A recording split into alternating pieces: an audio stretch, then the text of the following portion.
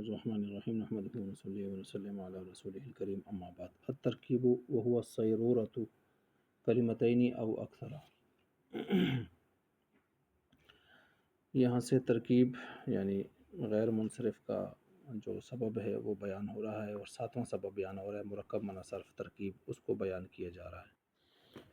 تو اس غیر منصرف کے ساتھ میں سبب میں ترکیب،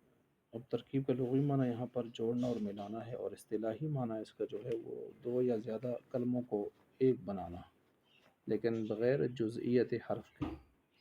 یعنی کوئی اور حرف ملا کے اس کے ساتھ نہ ہو۔ تو اب یہاں پر اس کی سببیت کے لیے، یعنی سبب بننے کے لیے تین شرطیں ہیں مرکب معنی صرف ترکیب کے لیے۔ ایک تو یہ ہے کہ وہ عالم نام ہو، دوسرا ترکیب اضافی مرکب اضافی نہ ہو، اور تیسرا مرکب اسنادی، وہ پورا جملہ اسنادی وہ نہ ہو۔ اب یہاں پر عالمیت کی جو شرط لگائی ہے وہ اس لیے لگائی ہے کہ اصل افراد ہے اور ترکیب اس کی فرع ہے، اور جب ترکیب فرع ہے تو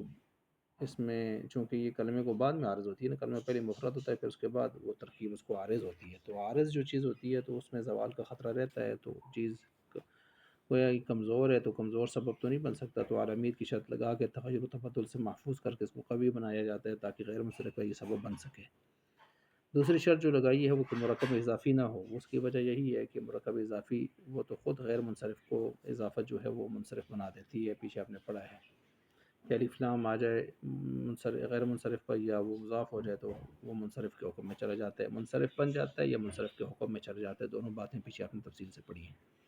تیسری شرط لگائی ہے مرکب اسنادی نہ ہو، اس لیے کہ اسنادی مرکب اسنادی جو ہے وہ خود مبنی ہوتی ہے، اور ہم تو مورب کی بات میں چل رہی ہے، مورب کی قسم ہے نا، منصرف غیر منصرف،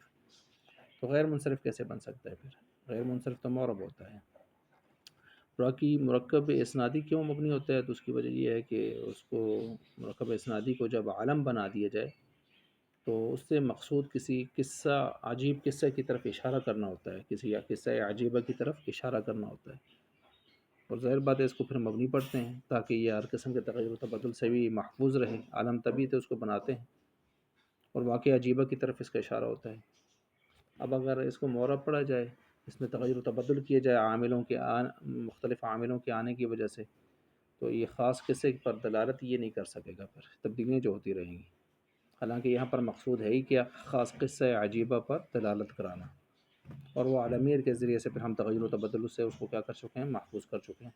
جیسے تعبط شرًا، ایک آدمی نے بغل میں لکڑیوں کا گٹھا اٹھا کے لایا تھا، اس کے اندر کہیں سانپ تھا، وہ سانپ نکل آیا تو بیوی نے دیکھتے ہی کہا تعبط شرًا، بغل میں اس نے شر کو لیا۔ اب یہاں پر اس آدمی کا لقب ہی یہ بن گیا، تعبط شرًا، نام رکھ دیا، اس کا عالم بن گیا اس کا گویا، پھر ہر شر پر اس کا اطلاق ہونے لگا۔ اب اگر اس کو کوئی مورب پڑھے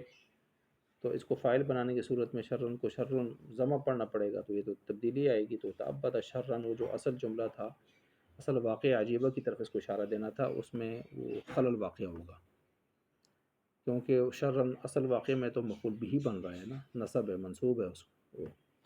تو اس لیے اسی ترتیب سے اس کو مبنی رکھنا چاہیے تاکہ خاص واقعے کی طرف اشارہ ہو جائے۔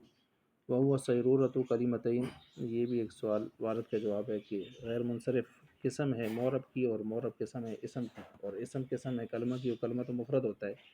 تو ترکیب غیر منصرف کا سبب کیسے بن سکتی ہے؟ تو اس کا جواب یہ ہے کہ ترکیب یہاں اصطلاحی معنی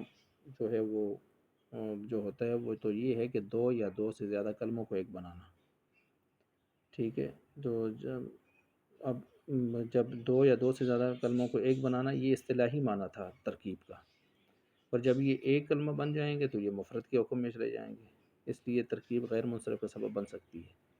یعنی دو یا دو سے زیادہ کلمے جب ایک بنیں گے تو یہ ایک بن کر یکساں یکجان ہو کر یہ مفرد ہی کے حکم میں چلے جائیں گے، مفرد ہو جائیں گے، تو پھر یہ غیر منصرف کا سبب بن سکتے ہیں۔ من غیر حرفیت جزء، اس سوال کا جواب ہے کہ النجم البصری، ان دونوں میں دو کلموں کو ایک بنایا گیا ہے، حالت عالمیت میں ان کو غیر منصرف پڑھنا چاہیے، حالانکہ نہیں پڑھتے آپ اس کو۔ تو اس کا جواب یہ ہے کہ دو کلموں سے مراد دو کلموں کو اس طرح ایک بنانا ہے کہ حرف جز نہ بن رہا ہو، حرف جز نہ بن رہا ہو، ان دونوں میں حرف جز بن رہے ہیں، مثلا الف لام ایک میں بن رہا ہے اور دوسرے میں یا نسبتی،